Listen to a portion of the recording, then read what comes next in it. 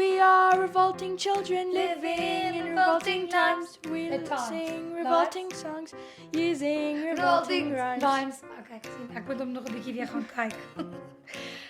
Musiek, dialoog en beweging in antieke Griekse teater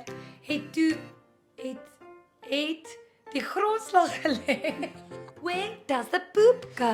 Amelie weet wat? Wat is dit nou? Okay. Tot 'n volgende keer op teaters. Nee, tot 'n volgende keer. Tot 'n volgende keer. Op nee. Sien jou volgende keer. Kan ons weer gaan?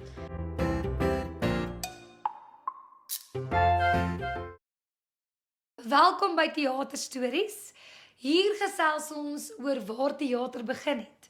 Vandag fokus ons op musiek bly spele.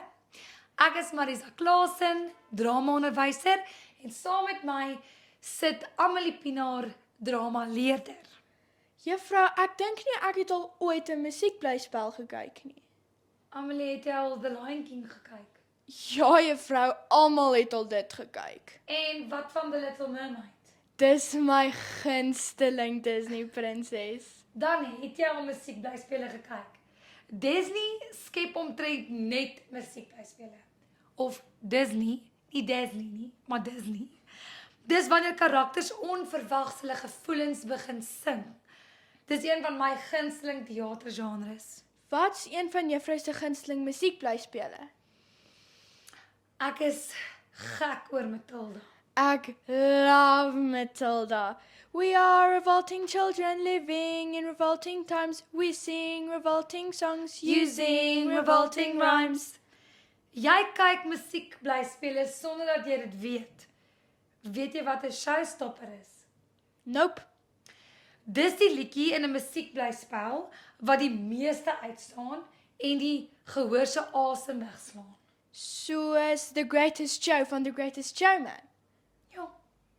En weet jy, dis ook 'n musiekblyspel. Dan's dit ook my gunsteling genre. Weet jy dat musiekblyspele uit die Griekse teaterera kom? Wat?